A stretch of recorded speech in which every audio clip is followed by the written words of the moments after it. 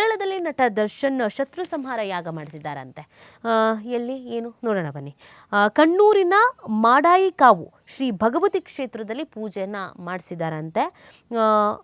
ಕೇರಳದ ಕಣ್ಣೂರಿನ ಪ್ರಸಿದ್ಧ ಕ್ಷೇತ್ರ ಮಾಡಾಕಿಯಾವು ಶ್ರೀ ಭಗವತಿ ದೇವಸ್ಥಾನಕ್ಕೆ ನಟ ದರ್ಶನ್ ಅವರ ಪತ್ನಿ ವಿಜಯಲಕ್ಷ್ಮಿ ಪುತ್ರ ವಿನೀಶ್ ಸಮೇತ ಭೇಟಿಯನ್ನು ನೀಡಿದ್ರು. ಸೊ ಎಲ್ಲ ಹೋಗಿ ಪೂಜೆ ಎಲ್ಲ ಮಾಡಿಕೊಂಡು ಬಂದಿದ್ದಾರಂತೆ. ಇದೇನೋ ಶತ್ರು ಸಂಹಾರ ಅಂತೆ.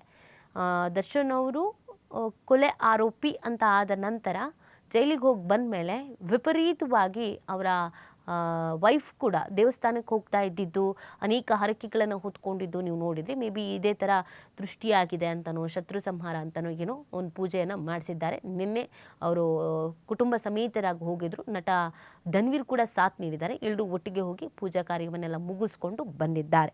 ಒಳ್ಳೆಯದಾಗಲಿ ಕುಟುಂಬಕ್ಕೆ ಅನ್ನುವಂಥ ನಿಟ್ಟಿನಲ್ಲಿ ಈ ಥರದೊಂದು ಕೆಲಸವನ್ನು ಮಾಡಿದಾರಂತೆ.